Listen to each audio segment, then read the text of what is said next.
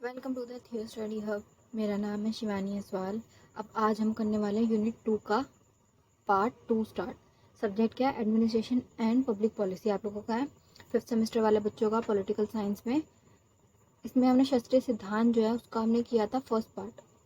ये पार्ट 1 में पूरा शास्त्रीय सिद्धांत का जो वैज्ञानिक प्रबंध है वो हो चुका है। प्रशासनिक प्रबंध हम इसमें करने वाले हैं। ये टेलीग्राम चैनल आईडी है, इसको ज्वाइन कर लीजिएगा। इंपॉर्टेंट क्वेश्चन पेपर्स और ये वाली पीपीटी पूरी आपको वहाँ पे मिल जाएगी। ये मेरी इंस्टा की आईडी है। कोई भी क्वेश्चन, कोई भी क्वेरी हो आप मुझसे यहाँ पे पूछ सकते हैं। सिलेबस देख लीजिए बेटा। ये यूनिट 2 है जो थोड़ी बड़ी है, यूनिट 1 से बड़ी है ये। इसमें शास्त्रीय सिद्धांत हम कर रहे हैं। एक पार्ट हो चुका है वैज्ञानिक प्रबंध पूरा। अब ये करेंगे प्रशासनिक प्रबंध। इसमें क्या है कि प्रशासन जो है, जो हम कर रहे हैं, प्रशासन जो हमने पूरे यूनिट 1 में पढ़ा कि प्रशासन होता क्या है, उसके कितने प्रकार होते हैं, वही प्रशासन के बारे में प्रबंध बता रहे हैं कि जो ये प्रशासन है पूरा, इसको कैसे प्रबंधित किया जाए, इसको मैनेज कैसे किया जाए कि ये चल सके। इस प्रशासन को चलाने के कितने तरीके हैं, क्या क्या तरीके हैं, वो करेंगे। ठीक है, स्टार्ट करते हैं। आसान है ये वाला।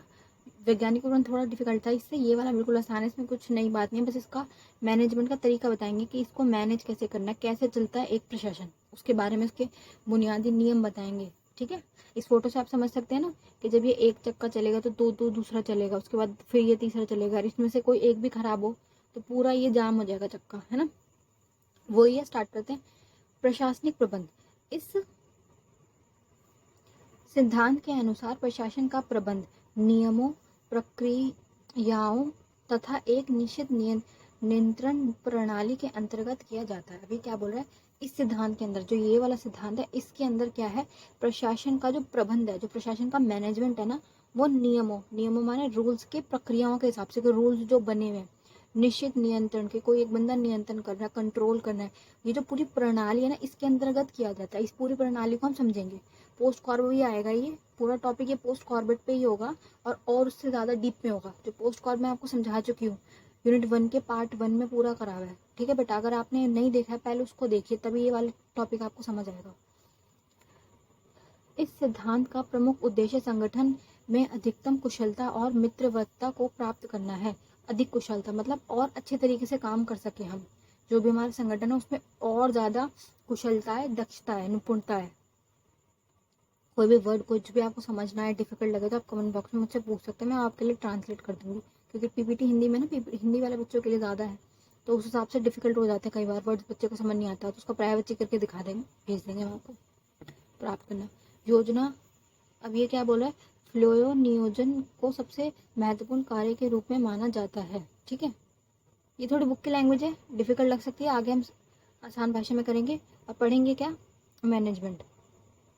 इस प्रकार से मैनेजमेंट प्रबंधन को हम पढ़ेंगे कि प्रबंधन कैसे किया जाता है एक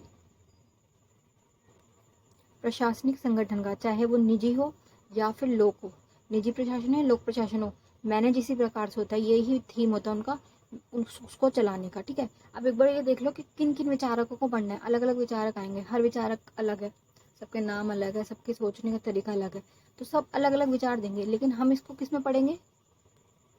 इन मुख्य विचारकों के आधार पर। ठीक है, हेनरी फ्लोयोलो, लूथर और गुलिक, इनके तो बहुत इंपॉर्टेंट है, ये तीन तो मान लो इनके आते ही हैं, लिखवा लो। इसमें से किसी एक का तो जरूर पूछेंगे। पिछले साल वालों में लूथर वाले को पूछा गया है, गुलिक का तो हर बार ही आता है, ऑप्शन में आ जाएगा या फिर शॉर्ट नोट में आ जाएगा, लेकिन पूछा जाएगा। ये तीनों तो मेन है, इन्हीं के ऊपर पूरी पीपीटी है, इसको अच्छे से करेंगे, आप लिख लेंगे। ठीक है, स्टार्ट कर रहे हैं। ये हेनरी के बारे में बता रहे हैं, अभी मैंने पीछे बताया ना, इनका पहले वाले का कर रहे हैं स्टार्ट। हेनरी फेयोल, इन्होंने क्या किया? सर्वप्रथम 1960 में, टाइम देख लीजिए 1960 चल रहा है, अपनी पुस्तक administration industrial and general management, ये क्या है? इनकी बुक का नाम क्या है? Industrial and general management. Basic जो मैनेजमेंट है कि कैसे एक पूरी इंडस्ट्रियल, जो तुम्हारा क्षेत्र है, तुम्हारा जो बिजनेस है, जो भी तुम्हारी चीज़ है, जो तुम्हारा संगठन है, उसका मैनेजमेंट कैसे करें, इनकी बुक है, इस टाइम पे आई। में प्रशासन से संबंधित 14 सिद्धांत है, 14 पॉइंट्स बताए इन्होंने, 14 सिद्धांत है, आगे हम उनको करेंगे डीप में। ठीक है, के बारे में लिखा है, जिसमें प्रशासन के शास्त्रीय सिद्धांत कहा जाता है। जिसे क्या कहा जाता है? शास्त्रीय सिद्धांत। इसी कारण से हेनरी फ्लो को इस विचारधारा का आध्यात्मिक पिता कहा जाता है। ठीक है, इसको हेनरी फ्लोर को क्या कहा जा रहा है? इस वाली विचारधारा का आध्यात्मिक पिता कहा जा रहा है। जैसे टेलर को वैज्ञानिक प्रबंध में पीछे मैंने कराया ना इससे पहले वाले पार्ट में कि टेलर को क्या कहा था? फादर ऑफ गॉड, इसका कहा जा रहा था। वैज्ञानिक प्रबंध का पिता उन्हें कहा गया था। इनको किसका कहा गया है? इस वाले इसका, जिसका नाम क्या है? शास्त्रीय सिद्धांत प्रबंधन, इसके बारे में हम करें। फ्लोर का सिद्धांत किसी भी संगठन में कार्यक्रमियों को प्रबंध करने के लिए उपयोगी है। मतलब जितने भी वर्कर्स होंगे, जो भी तुम्हारा स्टाफ के बंदे हैं, उनको मैनेजमेंट कैसे करना, उनको करने के लिए ना ये एक उपयोगी है। इनके जो 14 ये तत्व बताएंगे ना, वो किसी भी प्रशासन को चलाने के लिए इंपॉर्टेंट है। देखेंगे यह सिद्धांत मुख्य कार्मिकों को संगठन नामक मशीन के पुर्जे के रूप में मान्यता प्रदान करते हुए संगठनात्मक नियोजन के संगठन के उद्देश्य के अनुसार निश्चित सिद्धांतों पर आधारित माना जाता है। अब देखो इन्होंने भी क्या कहा है, जैसे वैज्ञानिक प्रबंध में भी एक वर्कर को क्या कहा था? मशीन का पुर्जा कहा गया था कि एक मशीन को चलाने के लिए जैसे अलग अलग पुर्जों की जरूरत पड़ती है, एक मशीन बहुत सारे पुर्जों से मिलकर बनती है, वैसे ही एक संगठन क्या है? बहुत सारे वर्कर्स से मिलकर बनता है। उस हिसाब से क्या बोल रहे हैं कि जो संगठन हो गया ये क्या है? मशीन, जिसका मकसद क्या है? पैसे कमाना, पैसे बनाना, लक्ष्य की प्राप्ति करना। और इसमें मशीन में जितने लोग काम कर रहे हैं वो कौन हो गए? इसके पुर्जे। इनकी भी यही वाली सोच थी, वो उनकी भी सोच है। सोच में अलग डिफरेंस नहीं है, ठीक है, दोनों की सोच ये है। उनका भी आलोचना का टॉपिक यही आया था, जो उनकी आलोचना इसी बात पे हुई थी कि तुम किसी को मशीन का पुर्जा क्यों कह सकते हो। इनकी भी आलोचना हम लास्ट में करेंगे, लास्ट में आलोचना वाला टॉपिक आएगा, उसमें इनकी आलोचना इसी टॉपिक पे हुई है कि तुमने ये वाली जो बात कही ना मशीन का पुर्जा, देखो ये वर्ड ही गलत है, किसी इंसान को मशीन का पुर्जा बोलना गलत बात है। इस सिद्धांत के अनुसार प्रशासन का प्रबंध नियमों प्रक्रियाओं तथा एक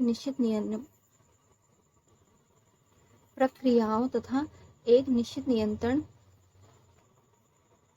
प्रणाली के अंतर्गत किया जाता है। इस सिद्धांत का प्रमुख उद्देश्य संगठन में अधिकतम कुशलता, कि उसको और अच्छा बनाया जाए, तथा मित्रवत्ता को प्राप्त करना है। मतलब बेसिक क्या बोल रहे कि जो भी तुम्हारा संगठन है उसको और अच्छे लेवल पे लेके जाओ, उसको और कुशल बनाओ, उसके ऊपर है ये वाला। ठीक है, अब स्टार्ट कर रहे हैं। ये क्या बोल रहा है? प्रबंधन के 5 बुनियादी तत्व। ये किसी विचारक के हिसाब से नहीं बता रहे, ये बेसिक बता रहे हैं कि एक जो प्रबंधन है, मैनेजमेंट, तुम किसी भी चीज़ का करना चाह रहे हो, चाहे मान लो तुम्हारी पर्सनल कोई कंपनी है, तुम्हारा स्कूल है, कॉलेज है, हॉस्पिटल है, उसको बनाने के लिए शुरू से अंत तक उसको बनाना प्लस उसको सही तरीके से काम करवाना। और तुम्हारा लक्ष्य क्या है? तुम अगर एक हॉस्पिटल खोलो, तुम्हारा लक्ष्य क्या हो सकता है कि ज़्यादा से ज़्यादा लोगों को हम सुविधाएं दे सके, प्लस हमारी भी अर्निंग हो, हम कमा सके पैसा। प्राइवेट वालों को तो मेन यही होता है कि वो सबसे ज़्यादा पैसा कमाएं, ठीक है। कॉलेज, स्कूल, कॉलेजेस वगैरह हो गए, सबका मकसद यही होता है कि हम अच्छे से मैनेज कर सके। ये ना हो कि तुम्हारा काम ही मैनेज नहीं हो पाया और धाराशाही हो गया। इसलिए कि काम करने से भी ज़्यादा इंपॉर्टेंट होता है उसको मैनेज कैसे करना है। जैसे आप लोग स्टूडेंट्स हो, आप लोगों की सबसे ज़्यादा प्लानिंग वाला ये मैनेजमेंट आपके लिए है, क्योंकि सब इस समय क्या हो रहा है, आपको बाहर भी घूमना है, दोस्तों के साथ भी जाना, पार्टी भी करनी है और पढ़ना भी है। अब पढ़ाई को छोड़ नहीं सकते, वो भी करना है, तो एक बैलेंस बना के चलना है। उस बैलेंस को, उस मैनेजमेंट को ही पढ़वा रहे हैं कि मैनेज करना है कैसे। प्रबंधन के 5 बुनियादी तत्व कर रहे हैं। पहले में क्या है? प्लानिंग। पोस्ट कॉर्ब है ना, उसी से मिलता जुलता है, बस ये थोड़ा सा वो है योजना के हिसाब से, ठीक है। योजना क्या होती है? एक प्लान बनाना कि हमें करना क्या है। पहले सोचो, दिमाग में सोचो, माइंड में बोलते हैं ना, पहले दिमाग में सोच लो कि करना क्या है। फ्लो नियोजन को सबसे महत्वपूर्ण कार्य के रूप में मानते हैं। जो हम सबसे पहला वाला विचार पढ़ रहे हैं ना, उसी के बारे में, उसी की सोच बता रहे हैं। फ्योल जो है उन्होंने क्या क्या कि ना, जो प्लानिंग है ना, वो ही सबसे ज़्यादा इंपॉर्टेंट है। क्योंकि जब कोई भी काम करना है ना, तो उसके बारे में सबसे पहले मन में सोचना होता है।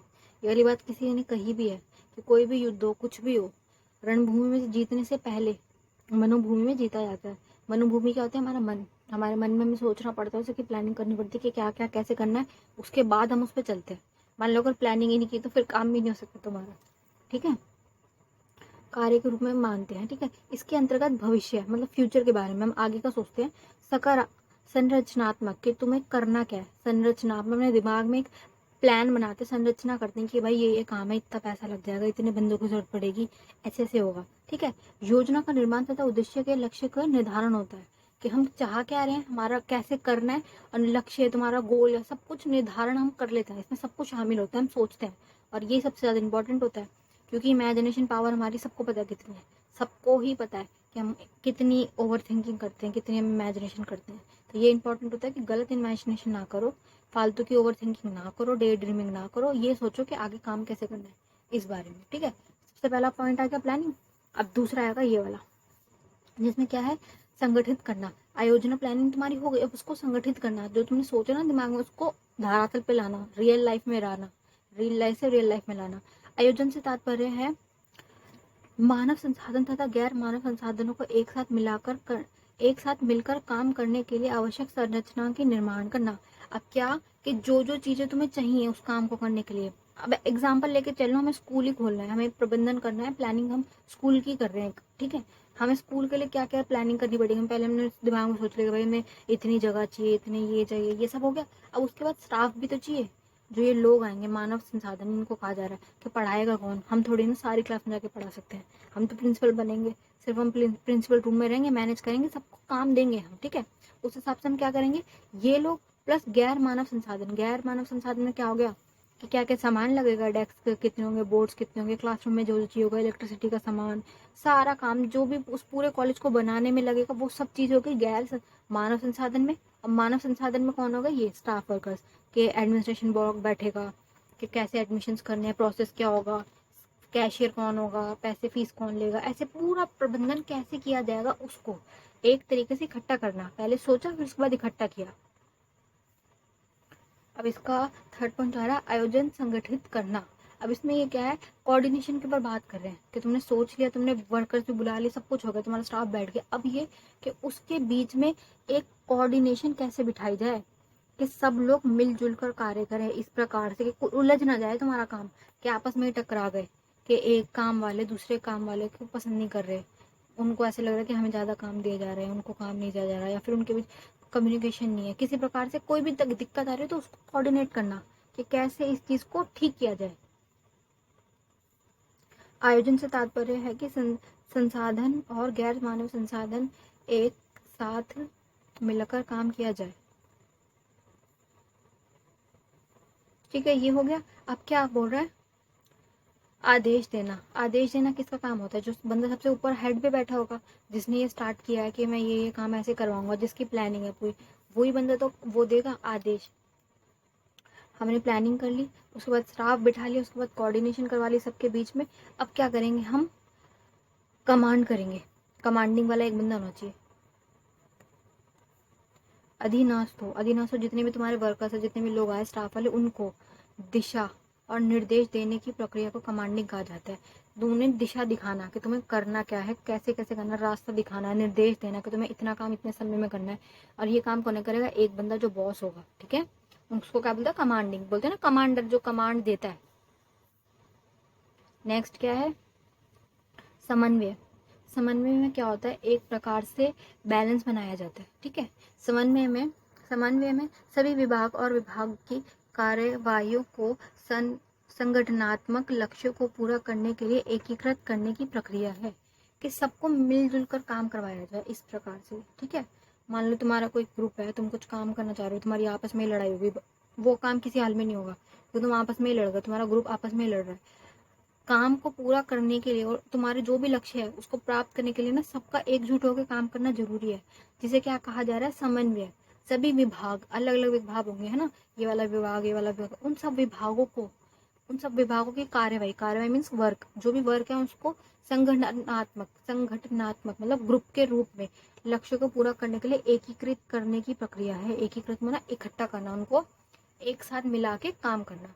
नेक्स्ट क्या, नियंत्रण। नियंत्रण क्या होता है बेटा, कमांडिंग अलग चीज है, नियंत्रण अलग चीज है। कमांड क्या, उन लोगों को समझाना कि तुम्हें क्या काम कैसे करना है, कमांड देना उनको, ठीक है। अब नियंत्रण कैसे करेंगे, एक बंदा करेगा नियंत्रण, इस प्रकार से सबको, एक बंदे के हाथ में सारे बंदे आ जाएंगे, उनका सबका काम नियंत्रण करना, उनको ये देखना, काम तो दे दिया, समझा भी दे क्या करना कैसे करना है। अब ये बात ये आती है कि वो काम कर भी रहे हैं कि नहीं कर रहे, है ना।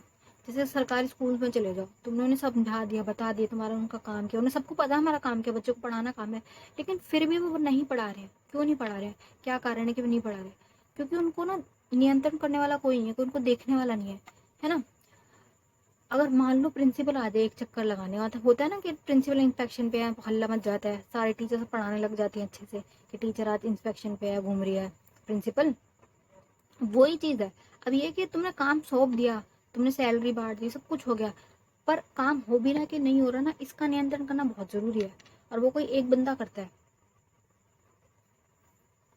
ठीक है, एक बार ये रीड करते हैं। नियंत्रण के अंतर्गत संगठन के वास्तविक प्रदर्शन की संगठन की वांछित प्रदर्शन के साथ तुलना करना तथा यह सुधार की आवश्यकता है या नहीं है इसकी जांच करना, कि जो तुमने सोचा था, जो तुम्हारी सोच थी, हम सोच लेके चले थे ना ऐसे ऐसे काम होगा, और जो रियलिटी है उसको मैच करके देखो, उसकी तुलना करो कि हाँ भाई जो हमने करा था वो हो भी रहा है कि नहीं हो पा रहा, कोई कमी तो नहीं आ रही, और अगर कमी आ रही है तो उसको कैसे हम सुधार करें, उसमें सुधार की संभावना है या नहीं है, वो एक बंदा करेगा जो हेड होगा। ठीक है, इसके अंतर्गत जांच के परिणाम, जांच करना, देखना भाई कि काम जो हमने बांटा था, जो सौंपा गया है, वो हो भी रहा है कि नहीं हो रहा। परिणाम के स्वरूप पारदर्शन को बेहतर बनाने के लिए आवश्यक परिवर्तनों को कार्यवाही करना भी शामिल है। मान लो कोई काम ठीक से नहीं हो रहा, तुम्हें पता चल गया कि यार ये चीज़ सही नहीं हो रही, ये वर्कर काम नहीं कर रहा, ये स्टाफ के बंदे काम नहीं कर रहा, या फिर उनसे हो ही नहीं रहा, तो उन बंदों को चेंज कर दो, या फिर उन्हें सिखाओ, उनको स्किल दो, उनको बोलो कि भाई ये वाला कोर्स करो, इसको सीख के आओ, तुम्हें इसकी ज़रूरत है, उनको किसी भी तरह सुधार करना। और ये काम किसका, एक बंदे का जो हेड होगा। ठीक है, उसका काम है नियंत्रण करना, सारे काम को चेक करना कि काम हो भी रहा है कि नहीं हो रहा। इसको रिपोर्टिंग कहते हैं। रिपोर्टिंग का मतलब होता है रिपोर्ट्स मांगना कि भाई इतना काम तुम्हें दिया गया तो तुमने किया भी नहीं किया, उसकी जांच करना। नेक्स्ट देखेंगे क्या है ये, फ्लोरो के 14 सिद्धांत नीचे सूचीबद्ध है। अब ये क्या है, वो तो बेसिक बताया था उन्होंने, प्रबंधन के बेसिक बताया उन्होंने कि ये चीजें प्रबंधन होने के लिए, एक मैनेजमेंट के लिए, एक कोई भी प्रशासन है उसके प्रबंधन के लिए वो बेसिक बताया। अब ये इनके हिसाब से बता रहे हैं, फ्लोरो के हिसाब से 14 इनके आएंगे, 14 फिर गुलीक के आएंगे, 14 फिर उर्वरक के आएंगे, ऐसे काफी सारे चलेंगे। बस ये कि बेसिक्स एक समझ लो कि क्या क्या इनका करना है। गुलीक वाला तो बिल्कुल आसान है, पोस्ट कॉर भी है उसमें, वो आपको ऑलरेडी हुआ है। ठीक है बेटा, बेसिक मिलते जुलते ही हैं, कुछ ज्यादा फर्क नहीं है। हो सकता है थोड़ा सा भाषा में अंतर हो, वर्ड आप चेंज कर देना, उसमें कोई फर्क नहीं पड़ता। मेन ये जो हेडिंग होती है ना बेटा, ये ठीक होनी चाहिए। ये आप इतनी ठीक भी लिख दो ना, बाकी का जो इतना हिस्सा ना टीचर पढ़ती भी नहीं है। कौन पढ़ रहा है, इतना टाइम किसके पास है, इतने सारे पेपर होते हैं, इतना बड़े, इतना ज्यादा लिखते हैं बच्चे, इतना ध्यान नहीं देते हैं बच्चे का। ये सारी हेडिंग अच्छी से रही हो, राइटिंग अच्छी हो, पेन अच्छे से लिख रखा, जेल पेन से साफ सुथरा आप लिख रहे हो, टीचर खुश होकर नंबर दे देती है कि हाँ भाई, चेक करती है टीचर, ऐसे नहीं कि चेक नहीं कर रही है, पर ये कि एक दिमाग में इमेज बन जाती है कि हाँ ये बच्चा अच्छा है, पढ़ने वाला है, इसने पढ़ रखा है। तो स्टार्टिंग की हेडिंग देख के पता चल जाता है हाँ ये पढ़ के आया, इसने सारी हेडिंग ठीक डाली है। और फिर ये जो कंटेंट होता है इस पर टीचर इतना ध्यान नहीं देती है। बीच में अगर वर्ड चेंज भी कर दे तो क्या फर्क पड़ रहा है, टीचर कुछ नहीं करेगी, मार्क्स दे देगी। अब इसका मतलब ये नहीं कि कुछ भी लिख दो, अच्छा लिख के आना, कंटेंट अच्छा लिख के आना, वर्ड्स चेंज कर सकते हैं, ज़्यादा डिफिकल्ट वर्ड ना लिख के आसान वर्ड लिख देना, बस ये कह रही हूँ मैं।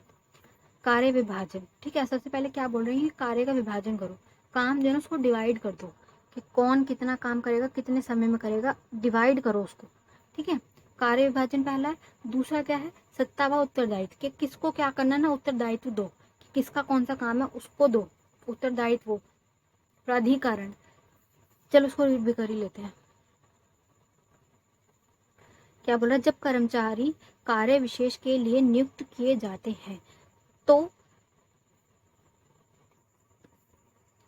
आउटपुट बढ़ जाता है क्योंकि वे कुशलता के साथ कार्य कर पाते हैं। ठीक है, अगला पढ़ते हैं, सत्ता व उत्तरदायित्व।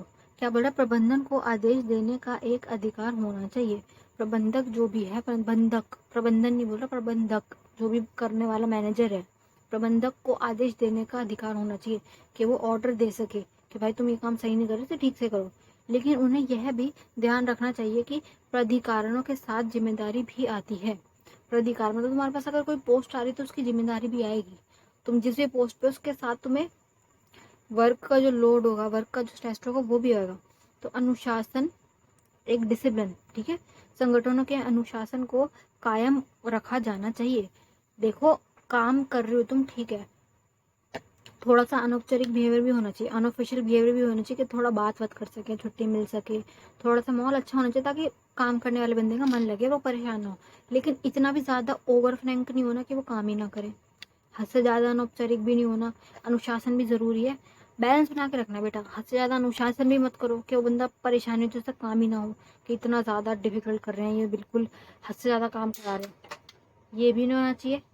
और दूसरी चीज, हद से ज्यादा अनौपचारिक भी ना हो। ठीक है, इसलिए बोल रहे हैं अनुशासन जरूरी है। फटाफट करते हैं, बहुत सारे 14 आएंगे इसलिए जल्दी करते हैं। आदेश, कमांडर। अब ये पीछे जो करें ना मिलते जुलते हैं। अभी कमांड पूरा मैं आपको समझा चुकी है। कमांड कोई एक बंदा करने वाला होना चाहिए जो कमांड दे कि काम कैसे करना है। आदेश देने वाला एक बंदा हो। कि एकता, ठीक है, निर्देशों की एकता, के निर्देश जो तुम्हें मिल रहे हैं, जो तुम्हें ऑर्डर मिल रहा है उसकी एक एकता हो, ठीक है। सामान्य हितों के साथ सक्षम सक्षम व्यक्तिगत हितों की अधीनता, ठीक है। कर्मचारियों को केवल एक सीधा सीधा उच्च अधिकारी होना चाहिए। मतलब बोल रहे हेड जो करो एक ही होना चाहिए। बॉस हमेशा एक ही होता है और एक ही होना चाहिए। ऐसा ना हो कि दो बॉस हैं, फिर एक कुछ बोलेगा एक कुछ बोलेगा, हो गया काम। फिर तो एक ही हेड होना चाहिए ताकि एक बंदे की सोच के हिसाब से काम कर सके, ठीक है। निर्देश की एकता में क्या बोल रहे हैं कि एक ही उद्देश्य से टीमों को एक योजना का उपयोग करके एक प्रबंधन के निर्देशन में काम करना चाहिए। कि एक जो तुम्हारा प्लान है उसके ऊपर चलो। ये ना हो कि 2-4 प्लान है, तुम कुछ भी कर रहे हो। एक प्लान हो टीमों के लिए, सब टीम जितनी भी टीम्स हैं एक ही उद्देश्य से टीमों, एक से ज़्यादा टीमें जितनी भी होंगी उनको एक योजना के उद्देश्य उपयोग करना चाहिए, ठीक है। पूरा मान लो तुम्हारा एक बड़ा सा प्रशासन है, अलग अलग इसमें टीम्स बटी हुई हैं, ठीक है। तो देखिए नहीं रहा, रुको। ये ऐसे तुम्हारा एक बड़ा सा प्रशासन है, अलग अलग तुमने वो बांट दिए कि ये एक कार्यालय अलग, ये वाला अलग, ये वाला अलग। सारे कार्यालय हैं, सबके लिए एक ही प्लानिंग होनी चाहिए। ये ना हो कि कुछ अलग कर रहे हैं, वो कुछ अलग कर रहे हैं। नहीं, डेट्स फिक्स है, तुम्हें इस समय पर ये वाला काम देना है, इतने बजे तुम्हें आना है, इतने बजे तुम जाना। सबके लिए एक वो होगा, एक प्लान की वो चलेगी, एक ही प्लान सबके लिए उपयोगी होगा। नेक्स्ट क्या है, सामान्य हितों की सक्षम समक्ष व्यक्तिगत हितों की अधीनता। सामान्य हितों क्या बोल रहे हैं, सामान्य सबके लिए जो हित होंगे ना उसको इम्पोर्टेंस दो, व्यक्तिगत हित को नहीं। सबके लिए जो हो, जैसे ये पूरे जो आपने बिठाया है, जिस भी चीज के लिए कर रहे हो, मान लो कॉलेज के लिए आपने प्रबंधन किया, प्रशासन बनवाया, तो ये जो हो ना, ये ना कि किसी एक बंदे के हित के लिए हो और सबके हित के लिए हो, ठीक है। एक कर्मचारी के हितों को समूह के हितों के मुकाबले अधिक महत्व नहीं दिया जाना चाहिए, इसके प्रबंधन में शामिल किया गया है। ये बोल रहे कि कोई एक कर्मचारियों के हित को मत देखो, जो पूरे ग्रुप का है ना, पूरा जो बड़ा सा ग्रुप है जिसमें बहुत सारे कर्मचारी हैं, उनके हितों को देखो। सबके हिसाब से होना चाहिए, ना कि किसी एक बंदे के हिसाब से कि मान लो जो बॉस है वो सब कुछ अपने हिसाब से कर रहा है। ऐसा नहीं होना चाहिए। बॉस का काम है समझाना, काम बांटना, काम करवाना, ये नहीं कि सिर्फ और सिर्फ अपना वो करना फायदा। सबको देख के चलेंगे। नेक्स्ट देखेंगे परिश्रमिक। परिश्रमिक कौन हो गए, कर्मचारी हो गए सारे। इसका मतलब क्या है बेटा, पैसों से रिलेटेड है ये, सैलरी के आधार पे है। ये क्या बोल रहे हैं, कर्मचारियों की संतुष्टि उचित परिश्रमिक पर निर्भर करती है कि उनको उनके काम के हिसाब से तो पैसे मिले। इसमें वित्तीय और गैर वित्तीय क्षतिपूर्ण शामिल है कि चाहे मान लो तुम उन्हें पैसों से खुश कर रहे हो या फिर पैसे ना भी दे के खुश कर रहे हो, तो ये कर रहे हो कि तुम्हें आज जल्दी छुट्टी हो जाएगी, काम कम करना पड़ेगा, उनका काम के हिसाब से करो। गैर वित्तीय जो हो गया क्षतिपूर्ण शामिल है, ठीक है। और इनकी संतुष्टि मतलब देखो, उनको सेटिस्फेक्शन तभी मिलेगी ना कि जो वो काम कर रहे हैं उचित उनकी परिश्रमिक मिले, उनको जो काम कर रहे हैं उनके बदले में जो पैसे हैं उनको उचित मिले। इस पे डिपेंड करता है उनकी संतुष्टि। अगर काम कर रहे हैं और पैसा ही ना मिले तो फिर देखो काम भी नहीं कर पाएंगे, उनका मन ही नहीं करेगा काम करने का। क्यों नहीं करेंगे, वो फिर बेमन से काम करेंगे और बेमन से किया गया काम ज़्यादा लंबे समय तक टिकता नहीं है। केंद्रीकरण का मतलब क्या बोल रहे हैं ये, कि तुम किसी चीज़ के लिए केंद्रित हो गए एक तरीके से मान लो क्वारंटीन हो गए, होता ना क्वारंटीन में सिर्फ तुम ही हो, कोई और ना हो। यह सिद्धांत इस बात पे संदर्भित करता है कि निर्णय लेने की प्रक्रिया में कितने करीबी कर्मचारी हैं। अब देखो, कोई कॉलेज है, उसका निर्णय लेना बहुत बड़ा कि हम इतनी छुट्टियां दे रहे हैं, जैसे अभी हुआ था कि बहुत बढ़ा दी गई थी छुट्टियां, या फिर हम फीस बढ़ा रहे हैं या घटा रहे हैं, कोई भी बड़ा निर्णय है, तो उसमें तुम अब स्वीपर को थोड़ी ना बुलाओगे। स्वीपर का उसमें क्या काम, स्वीपर का काम है सफाई करना, गार्डनर का काम है पौधों वौधों की रक्षा करना, उसको ठीक करना, है ना। अब ये काम में कितने बंदे बैठेंगे, ये तुम डिसीजन ले रहे हो बहुत बड़ा, फीस से रिलेटेड, बजट का जो डिसीजन है, इसमें कौन होंगे, जो मेन हेड है वो, प्रिंसिपल हो गए वो, जो सीनियर प्रोफेसर हो गए वो, ये लोग होंगे ना। बाहर वाले बंदों को क्यों बुलाएंगे। तो यही बोल रहा है कि कितने करीबी कर्मचारी होंगे, निर्णय लेने में कौन कौन आ रहा है ये डिपेंड करता है। उचित संतुलन के लिए लक्ष्य करना महत्वपूर्ण है कि कौन होने चाहिए, क्योंकि देखो अगर कोई डिसीजन लेना हो तो समझदार बंदे बैठे हुए होने ज़रूरी है, ऐसे थोड़ी किसी को बिठा लेंगे। जिसके पास ज्ञान ही नहीं, वो क्या ही राय देगा। एक अच्छा डिसीजन लेने के लिए एक अच्छा व्यक्तित्व भी तो ज़रूरी है। तो यही बोल रहा है कि कितने करीबी कर्मचारी और कौन है, ये डिपेंड करता है इस वाले टॉपिक के ऊपर। ठीक है, अगला पढ़ेंगे पद सोपान। Scalar chain. स्केलर चेन का मतलब क्या है, एक चेन होती है ना बेटा, जैसे ऐसे चेन बनी हुई है, ऐसे ऐसे गोल गोल गोल गोल चेन बनी हुई है, तो तुम इस चेन में कहाँ पर हो, तुम इस चेन में कहाँ स्टैंड कर रहे हो, ये भी पता होना चाहिए। अभी बोल रहे कर्मचारियों को यह पता होना चाहिए कि वे संगठन के पदानुक्रम एक step by step serial number wise, अगर तुम एक लाइन बना रहे हो तो यह कमांड की श्रृंखला में कहाँ खड़े हैं, तुम हो कहाँ पे, सबसे ऊपर कौन आएगा, जो हेड है वो, जिसने बनाया पूरा।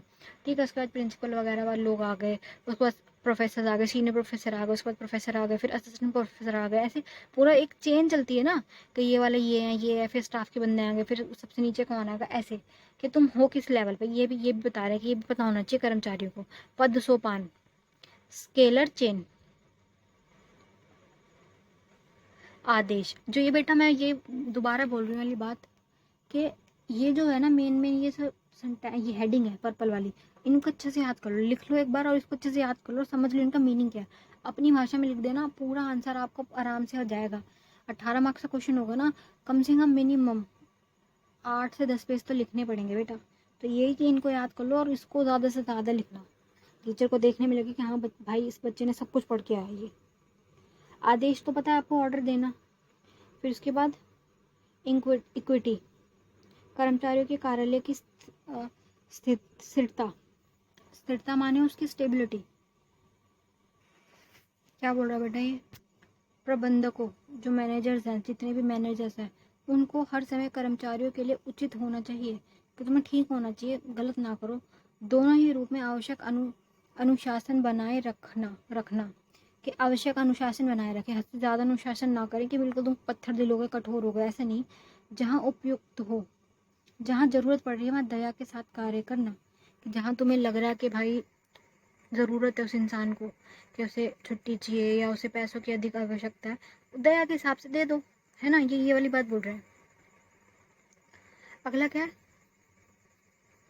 कार्मिकों के कार्यालय की स्थिरता। प्रबंधक को कार्मिक नियोजन का प्राथमिकता देनी चाहिए। प्रबंधक जितने भी मैनेजर्स जितने भी, उनको कार्मिक जितने काम करने वाले उनके नियोजन को प्राथमिकता देनी चाहिए। जितने भी वर्कर्स आएंगे, कार्मिक इनको कह रहे काम करने वाले, जितने को उनका नियोजन को प्राथमिकता देनी चाहिए, उनको कहाँ पे कैसे करना है, उनका सारा काम जो है उसके नियोजन को प्राथमिकता देनी चाहिए वर्कर्स का, क्योंकि देखो मेन काम करने वाले करें ना, वर्कर्स जो है वो इम्पोर्टेंस है। ठीक है, नेक्स्ट क्या है, पहल और सहयोग की भावना। सहयोग की भावना तो आपको समझ गए कि सपोर्ट करना। पहल वर्ड का मतलब क्या है, वो फर्स्ट वाला पहल नहीं है, इसका मतलब है कि योजनाओं को बनाने और जारी करने के लिए कर्मचारियों को आवश्यक स्तर पर स्वतंत्रता दी जानी चाहिए। अब ये कि देखो भाई, तुम योजना जो बना रहे हो, जो भी तुम प्लानिंग बना रहे हो, उसमें कर्मचारियों की भी तो थोड़ी सी भागीदारी हो, क्योंकि काम तो नहीं करना ना, तो थोड़ी सी उनकी भी सुन लो, है ना। उनको क्यों इतना नेगलेक्ट कर देते हो कि इनको कोई जरूरत नहीं है। तुम तो अंदर एसी वाले ऑफिस में बैठोगे, तुम्हें क्या पता बाहर काम कैसे हो रहा है। काम जो कर रहे हैं उनको पता है ना, समस्या भी नहीं पता, करना कैसे है, क्या चीज़ कैसे है, उनको पता होता है। तो ये कि उनको भी स्वतंत्रता दो भाई, इतनी तो स्वतंत्रता हो कि वो अपनी बात रख सके। आवश्यक स्तर पर स्वतंत्रता दी जानी चाहिए कर्मचारियों को। योजना बनाने के समय जो भी तुम प्लान बना रहे हो, उसमें इनका देखो भागीदारी बहुत ज़रूरी है। और कोई समझता नहीं, इनको रखना नहीं चाहता, इनको लगता है भाई ये स्टाफ वाले तो हैं, क्या ही कर लेंगे, मेरा काम है बस मुंह बंद करके काम करना। ऐसा नहीं है, काम तो वो कर रहे हैं, तो जो भी प्रॉब्लम्स है वो यही बता सकते हैं। उनकी जगह पे वो उनकी नज़र से पता चलेगा ना कि क्या दिक्कत आ रही है। सहयोगिता की भावना यही है, संगठन को टीम भावना, टीम होती है ना, पूरी टीम सब मिलजुल के रहेंगे, पूरी हमारी एक टीम है, और एकता को बढ़ावा देने के लिए प्रयास करना चाहिए। अब यही बोल रहे हैं कि अब जो भी तुम्हारा प्रशासन है उसमें एकता होना बहुत ज़रूरी है। एक टीम की तरह एक साथ मिल के काम करो कि हम एक टीम है, आपस में ना भिड़ो, ना ही ये सोचो कि उसकी सैलरी ज़्यादा है मेरी सैलरी कम है, ऐसा ना करो, एक टीम के रूप में कार्य करो। अब नया स्टार्ट करें बेटा, 4 उनके 14 थे ना उनके, वो पूरे हो गए। अब इनके पढ़ेंगे लूथर गुलिक और लेआडेल उर्वरिक। ठीक है, इनकी फ़ोटो देख लीजिए, ये हैं ये। फ़ोटो देखने से ये होता है कि ज़्यादा जल्दी याद रहता है, इसलिए इनकी फ़ोटो लगाई मैंने। इनके बारे में पढ़ेंगे, इनके 14 आएंगे और इनके 8 या 10 होंगे इनके। ठीक है, इन्होंने जो अपने वो दिए सिद्धांत कि एक प्रशासन को चलाने के लिए क्या क्या इंपॉर्टेंट है वो करेंगे। ये देखिए स्टार्ट करेंगे। गुलिक के प्रशासन के 10 सिद्धांत बनाए हैं जो इस प्रकार है। इनके कितने सिद्धांत है? 10 है इनके। कार्य का विभाजन, सबसे पहले इन्होंने वही वाली बात बोली, वही सेम चीज बार बार रिपीट होगी बेटा। डिवाइड ऑफ वर्क, के काम को बांटा जाए बराबर हिस्सों में, कि ये ना एक बंदे के पास ज्यादा काम आ गया, दूसरे वाले के पास कुछ काम नहीं, ठीक है। क्या है? विभागीय संगठन का आधार, बेसिस ऑफ डिपार्टमेंट ऑर्गेनाइजेशन, कि जितने भी विभाग बटेंगे, एक पूरे प्रशासन में अलग अलग विभाग होंगे, उनका ऑर्गेनाइज करो, उनको मैनेज करो, ठीक है। पद सोपान समन्वय, कि जो भी तुम जिस लेवल पे, तुम उस हायरार्की पे, जिस भी लेवल पे तुम, पद सोपान तुम्हारा जिस लेवल पे तुम बैठे हुए उसमें कोऑर्डिनेशन हो, ठीक है। फिर दूसरा क्या है? विमर्शित कोऑर्डिनेशन, कि सबके बीच कोऑर्डिनेशन हो, ठीक है। समितियों के अंतर्गत समन्वय, समिति अलग अलग जितनी समितियां बैठेंगी उनके बीच में कोऑर्डिनेशन हो, काम ना आपस में टकराए या लोग ना आपस में टकराए। विकेंद्रीकरण, सारे जो काम है उसको इक्वली डिवाइड किया जाए, विकेंद्र किया जाए। विकेंद्रीकरण का अर्थ ही होता है आदेश की एकता, यूनिटी ऑफ कमांडिंग। जो भी तुम्हें आदेश मिला उसके बीच में एकता हो, ठीक है, आदर्श हो, कि हम मानेंगे उस बात को, एकता हो, ठीक है। सब मिलके काम करेंगे, यूनिटी। लाइन एंड स्टाफ, कि तुम जो स्टाफ है उसको ढंग से पूरा एक लाइन से बनाओ, कि इसके बाद ये एक जो हमने पीछा भी करा था ना, क्या था उसका नाम, पद सोपान वाला, कि कौन किस लेवल पे है, उस पे उस लाइन के हिसाब से वो करो, स्टाफ को बैठाओ पूरा, कौन कहाँ पे है उसको पूरा एक स्ट्रक्चर बनाओ, कि कौन क्या काम करेगा, किसका क्या लेवल है। प्रत्यायोजन, अब ये क्या है कि जो भी चीज़ मान लो तुम्हारी योजना में खराब हुई या कुछ भी चीज़ नहीं ठीक हो तो उसे दोबारा करो। प्रत्यायोजन, नियंत्रण का क्षेत्र, कि कोई एक बंदा नियंत्रण करे, कंट्रोल करे, नियंत्रण वाला क्षेत्र जो बड़ा हो। इन 10 सिद्धांतों में से गुलिक ने कार्य के विभाजन के सिद्धांत को विशेष रूप से महत्वपूर्ण माना और उन्होंने कहा कि उनके लिए कार्य का विभाजन संगठन और आधार का कारण है। इन्होंने बेसिकली कोऑर्डिनेशन बोला है। देखो कितनी बारी कोऑर्डिनेशन आ रहा है, ये 1 2 यहाँ पे भी कोऑर्डिनेशन पे ज़्यादा वो करा, और कमांडर पे बोला, स्टाफ के ऊपर बोला है, कंट्रोल पे बोला, और क्या बोला, डिवीजन ऑफ वर्क, के जो तुम्हारा काम है सबसे पहले उसको डिवाइड करो, कि कौन सा काम किसका है, करना क्या है, ये करो। इनका मेन फोकस किस पे रहा है? डिवाइड करने पे, विभाजन पे। नेक्स्ट करेंगे, गुलिक भी फ्लोरो द्वारा शुरू किए गए प्रशासन के 5 तत्वों को प्रभावित है। जो इसके 5 है ना, मेन 5 जो है ना, वो ये 5 है। सबसे ज़्यादा इंपॉर्टेंट अगर मान जाएंगे तो ये सबसे पहले आएंगे, ये इंपॉर्टेंट है। गुलिक और फ्लोर 2 कर चुके हैं ना अब तक हम, इन दोनों ने ही प्रशासन के लिए 5 तत्वों को प्रभावित है, ये दोनों। इससे इसे और आगे बढ़ाते हुए उन्होंने पोस्ट कॉर्प को संक्षिप्त रूप से प्रतिपादित किया। प्रत्येक शब्द का एक प्रशासन के 7 कार्यों में भी किसी ना किसी एक को अभिव्यक्त करता है। अब ये क्या बोल रहे हैं दोनों मिलके, गुलिक और ये, इन्होंने क्या बोला है, पोस्ट कॉर्प के ऊपर अपनी बात रखी है, अपने विचार रखे, इसको इंपॉर्टेंट माना है। प्रशासन के लिए सबसे इंपॉर्टेंट क्या है? यही है। हम पोस्ट कॉर्प भी पढ़ रहे हैं, यूनिट 1 के फर्स्ट वाले पार्ट में भी यही पढ़ा डीप में। अब फिर से एक बार बता देती हूँ क्या करना है इसमें। सबसे पहला क्या? प्लानिंग के प्लान करो, अब भी जो बताया। फिर ऑर्गेनाइज करो कि क्या चीज़ कहाँ होगी, कैसे करना है। फिर स्टाफ रखाओ, कौन क्या काम करेगा, स्टाफ बुलाओ, स्टाफ बैठाओ। फिर डायरेक्ट करो, डायरेक्टिंग होता है ना, डायरेक्टर का काम क्या होता है? सब कुछ बताना कि कौन क्या करेगा, डायरेक्टिंग करो, ठीक है। कोऑर्डिनेशन, उनके बीच सामान्यता बिठाओ, समन्वय करवाओ, कि मान लो कोई चीज़ किसी से आपस में टकराए ना, किसी प्रकार का चीज़ खराब ना हो। फिर क्या? रिपोर्टिंग, 6th वाला क्या है? रिपोर्टिंग का अर्थ क्या होता है? काम बट गया, सबको मिल गया, ऑर्गेनाइज हो गया, स्टाफ बैठ गया, काम हो भी रहा है कि नहीं हो रहा, उसको बोलते हैं रिपोर्टिंग। जैसे क्या बोलते हैं? निर्देशन करना, देखना उसको जाके काम हो भी रहा है कि नहीं हो रहा। फिर लास्ट है बजटिंग, पैसे का, कि किस काम में कितना पैसा लगेगा, किस स्टाफ को कितने पैसे देने हैं, किसकी सैलरी कितनी होगी, पैसे से रिलेटेड सारी चीज़ बजटिंग में आएगी। अब वही है, पोस्ट कॉर्प को डीप में बता रहा है ये। पी से प्लानिंग, ओ से ऑर्गेनाइजेशन, एस से स्टाफिंग, डायरेक्टिंग, कोऑर्डिनेशन। इसको एक बार अच्छे से स्क्रीनशॉट लेके पढ़ लो। ये सेम चीज़ मैं पूरी यूनिट 1 में डीप में करा चुकी हूँ, एक बार उस वीडियो को देख लीजिए, लिंक जो है आपको डिस्क्रिप्शन में मिल जाएगा, ठीक है।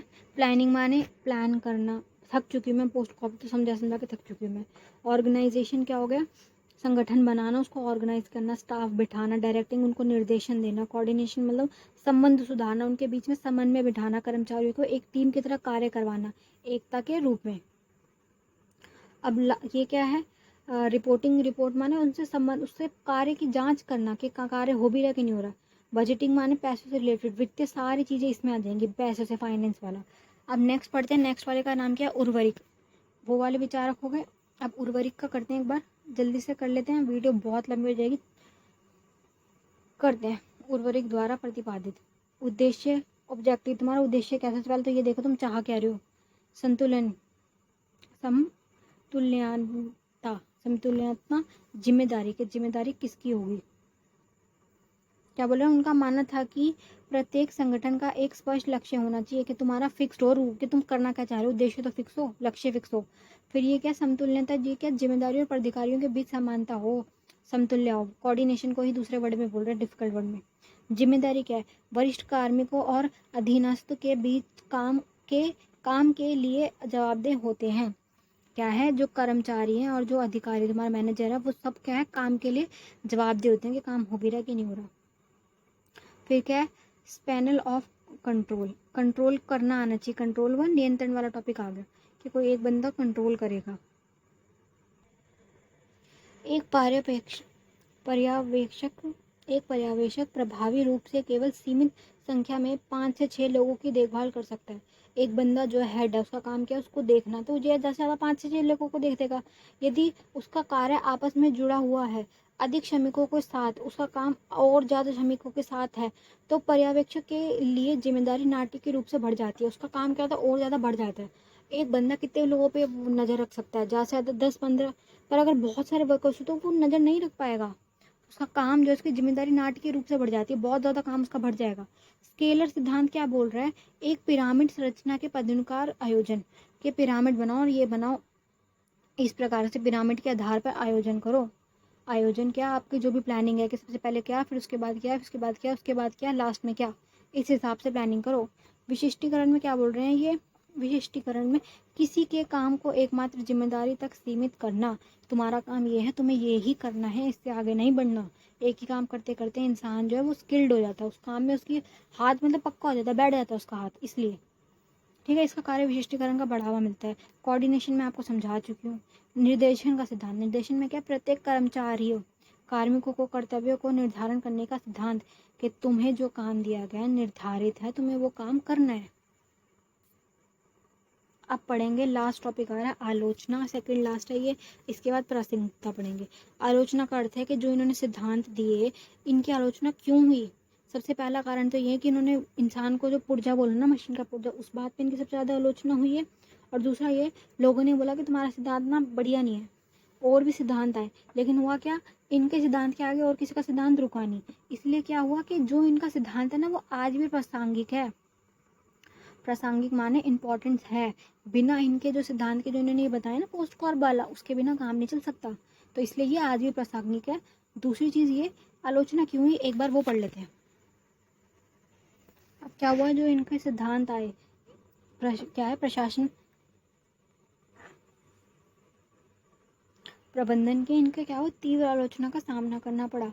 क्यों करना पड़ा, हार्बर्ट साइमन जो है इनके, इन्होंने सबसे बड़ा कठोर आलोचक के रूप में देखा गया। इनका क्या है, सबसे बड़ा कठोर आलोचक है। इन्होंने क्या कहा कि तुम्हारा जो सिद्धांत है ना, ये तो घरेलू कहावतों के बराबर है, मिथक है, मिथक माने झूठ होता है, नारेबाजी है, और कोई इनकी मान्यता नहीं है। क्योंकि इन्होंने क्या बोला कि तुम्हारा जो सिद्धांत है ना, वो तो अस्पष्ट है, कोई परस्पर इसकी वो ही नहीं है, विरोधाभास है, कुछ बात तुम्हारी समझ नहीं आ रही, तुम कई बार ये कह रहे हो कि एकता होनी चाहिए, एकता होनी चाहिए, ठीक है, बात हमने पढ़ी ना पीछे, एकता एकता। फिर क्या, विशेष अधिकार भी दे रहे हो तुम, कि कोई एक बंदा मेन है, अगर कोई एक बंदा मेन है तो फिर तुम किस बात को कह रहे हो कि एकता होनी चाहिए, सिद्धांत के बीच मौजूद है। इन्होंने ये बहुत बार इनका इसकी इन बातों पे बोला कि अस्पष्ट है, कोई तुम्हारी बात की वैल्यू नहीं है, बस कहावतें हैं ये, क्योंकि कुछ स्पष्ट रूप से समझ नहीं आ रहा तुम्हारी बात में, तुम क्या कहना चाह रहे हो, इस बात पे इनकी आलोचना हो गई।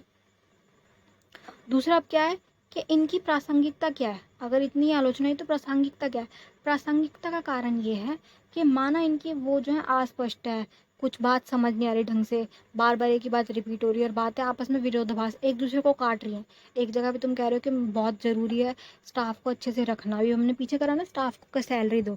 दूसरी जगह हम ये भी कह रहे हैं कि कार्य के अनुसार पैसे दो, कि एक चेन होनी चाहिए कि कौन किस पद पे है, वो ज़रूरी है कि सबको पता हो कि तुम किस लेवल पे हो, उस लेवल के हिसाब से तुम पैसे दे रहे हो।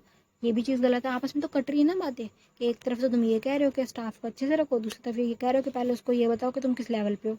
ये तो गलत बात है, बातें आपस में कट रही है। ये क्या बोल रहे हैं, इतनी आलोचना होने के बावजूद भी सिद्धांत जो है वो आज भी बहुत ज़्यादा इम्पोर्टेंट है, प्रासंगिक है। प्रासंगिक माने रेलेवेंस के इम्पोर्टेंट क्या है, इम्पोर्टेंस संगठन में लागू किए जाते हैं। आज भी जो भी संगठन है उनमें लागू होते हैं, चाहे निजी हो या लोक प्रशासन हो, ये वाले संगठन लागू होते हैं। क्योंकि क्या है, आदेश, समन्वय, नियंत्रण, ये सारे टॉपिक आज भी होते हैं अपने लक्ष्य की प्राप्ति के लिए। हालांकि 21वीं सदी के संगठन के प्रबंधन के तरीके में तेजी से बदलाव हुआ है। पुराने वाले में आज वाले में जमीन आसमान का अंतर है, क्योंकि पहले की सिचुएशन अलग थी, आज की सिचुएशन अलग है। पहले बिल्कुल भी ये नहीं था डिजिटल वर्ल्ड, अब डिजिटल के हिसाब से किया जाता काम, है ना, तो फर्क आ गया। पर ये कि आज भी इसकी प्रासंगिकता है, क्योंकि काम तो इसी आधार पे हो रहा है ना, जो हमने पोस्ट कोड पढ़ा है। यही तो है, पहले प्लानिंग करेंगे, फिर ये सोचेंगे, फिर स्टाफ बैठाएंगे, इसी आधार पे होगा। इसलिए ये बोल रहे कि हाँ विरोधाभास हुआ है, कुछ बातें अस्पष्ट है, समझ नहीं आ रही, आपस में कट रही है। लेकिन ये कि एक प्रशासन को चलाने के लिए ये वाले जितने भी सिद्धांत हैं वो इम्पोर्टेंट है। बिना इन सिद्धांतों के भी कुछ नहीं चल सकता। अगर इनसे अच्छा कोई सिद्धांत नहीं है तो इनके अलावा भी तो कोई सिद्धांत नहीं है कि जो इससे अच्छा सिद्धांत हो, है ना। इनका सिद्धांत से अच्छा भी तो कोई सिद्धांत नहीं है, अगर तुम इन्हें को गलत बता रहे हो। जो इनके बाद में सिद्धांतकारी है उनके सिद्धांत तो चले ही नहीं। तो उस हिसाब से ये कि विकास के लिए योगदान बहुत बड़ा है इनका, प्रशासन, लोक प्रशासन के विकास में इन वाले सिद्धांतों का योगदान बहुत बड़ा है, इसलिए ये आज भी इम्पॉर्टेंट है। ठीक है बेटा, थैंक्स फॉर वॉचिंग। कोई चीज़ ना समझ आई हो तो प्लीज़ कमेंट बॉक्स में पूछ लीजिएगा। Best of luck for your exam.